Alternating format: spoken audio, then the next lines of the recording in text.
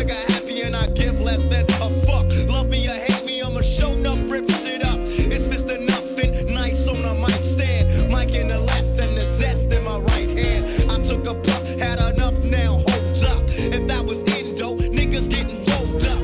What's going on, folks? This is Acid Root. So I'm going to talk to you guys about like 5 really excellent Deuce hooks. I feel like this is not something that's been covered too much. Earlier this year, I did a collaboration with Jackal Goldkick and the Flamehead 97 about like the top 5 Deuce songs, but now I'm going to actually do the top 5 Deuce hooks, just because really in a lot of ways Deuce is kind of undervalued as like a hook artist. This is really one of his best attributes, and it's definitely something between like the late 2000s and early to mid 2010s.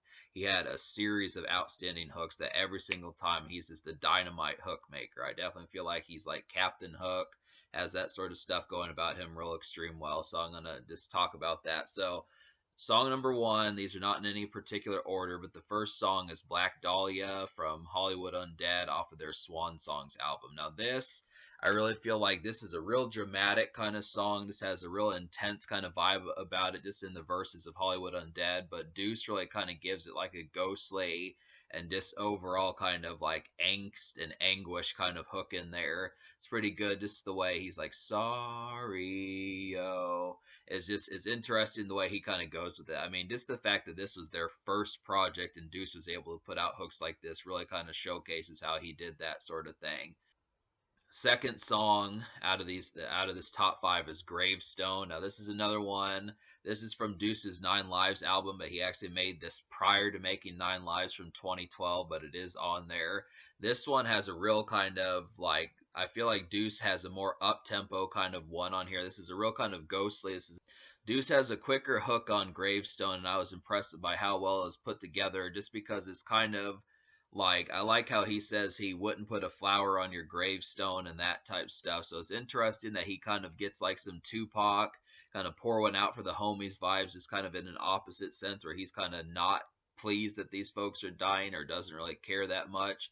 So it's interesting to kind of get that and kind of have like that kind of like remorseful but then kind of not really kind of vibe for Gravestones. I thought that was interesting, real melodic and easy to kind of chant and sing along to. This easy kind of ghoulish and kind of autumn feeling kind of song in a lot of ways as far as that kind of goes. The third song I pick for top Deuce hooks is Tear It Up. The third song I pick for this is Tear It Up. Now this is off of Hollywood Undead's 2009 compilation album Desperate Measures. This is a really kind of secret batch of Deuce songs on here because this was the final project that Deuce appeared on with Hollywood Undead that's new. And I really feel like Tear It Up was a great club song, great kind of slinky electro pop club kind of song, and Deuce just completely annihilates this song. Don't make me tear it up. I mean, it's just, he gets that really going, and it's just so seamless, just how effortless it kind of works. I mean, I feel like there's just not many folks who make records for the club, apart from maybe like 50 Cent and Nate Dogg, who are able to make club joints and electronic joints, but have such a sing-songy hook to where they don't lose like their manhood and their like adultness about them and still manage to not be soft in the song. I definitely feel like with this song and another song I'm about to mention later on, Deuce definitely retained like his gangsta physique and was able to have like a pretty raw club song on top of that. So, but the fourth top Deuce hook song is Here in LA. This is off of Deuce's Call Me Big Deuce mixtape from 2011, and this basically is like a retread of the Empire State of Mind song by Jay-Z and Alicia Keys, but Deuce completely eradicates this one.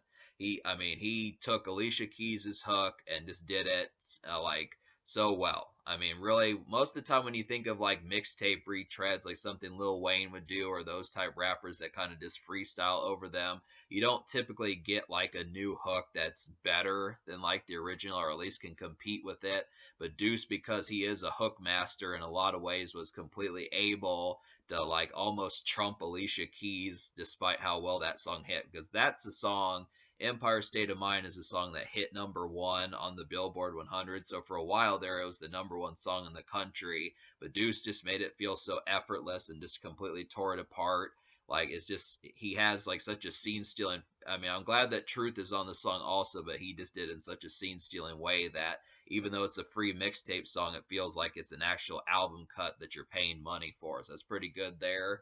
And then the fifth song in the mix, the final song from the top five Deuce hooks, is Dove and Grenade. Now, this to me is an amazing hook. I really feel like Deuce just had like such a taunting and kind of overcast ambient kind of hook on here that it just really feels like he gets beneath people's skin this time.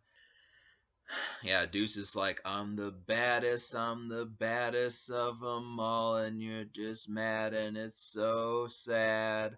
I mean, it really is just effortless the way, I mean, when you listen to it, the gravity of that song just carries like such a tauntingly melodic, but then at the same time, just so kind of like, really kind of has like this creepish, but then in a club sense kind of feel towards it. I think Deuce retains a lot of his ghostliness in these type songs, but it just really has like a night-ish kind of feel towards it that's just very much appreciated because this is very much a Friday, Saturday, Thursday night kind of song, but then it also kind of has the right kind of feel for that. So it's just kind of, you know, this is the kind of music that Deuce should still be making today with Hollywood Undead.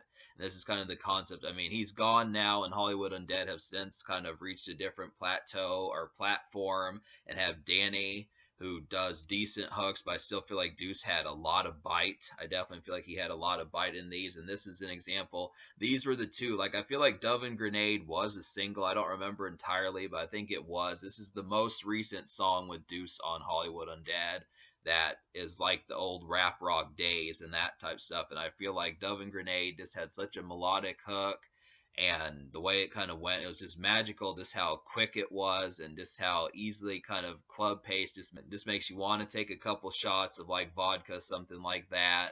Makes you want to just stand up on like the VIP couch, that type of stuff, and just have a great time. It's just an energetic song. Real, I mean, the melody is just kind of an earworm to the point where it just gets in. It's just such a like freakishly good kind of destructive kind of song, and just like a passive aggressive sense as is kind of the thing. So, but an honorable mention that I feel like is another Deuce hook that's really excellent but doesn't quite make the cut just because of how popular it is. I tried to pick songs that were not just the breadwinners like Young and Undead, but I am going to list Undead as an honorable mention just because this was the breakout song for Hollywood Undead. This is the first song that got them kicked off and stuff, started the trend as far as like the rap rock resurgence from that time period of the late 2000s. And like, it's a very recognizable hook. It's still one that if you search hard enough on rock radio, you can kind of hear today and that type stuff. So I give it a lot of credit, and I definitely feel like Deuce had the ability to kind of be able to kind of just right out the gate, first project that he was on of like official release, and the first single that he did, he was able to knock these out of the park. So Black Dahlia and Undead did great off of Swan Songs. A free mixtape sounded as good. Free mixtape song sounded as good as like an actual album cut by Jay-Z. And then there were two songs from like the compilation, and then one song from his Nine Lives album that kind of did. So that's this kind of the concept that you're getting here, that Deuce had a lot of excellent hooks, and he definitely has to get credit for some of these because he's kind of taking quite the considerable break. But I think the respect is due to be able to say that, you know, he's pretty much in my eyes as good of a hook singer as Nate Dogg, Akon, T-Pain, and like Trey Songz, and some of those people. He definitely has that ability, and I definitely feel like, you know, folks, like I feel like Ludacris, some of these people, 50 Cent in some cases, like T.I., Chris Brown, some of these people, they need to hit up Deuce for a hook every now and then. It would be excellent. I would love to see Deuce on some just out of the blue kind of left field kind of songs that just were not expected. It would definitely work quite well. So yeah.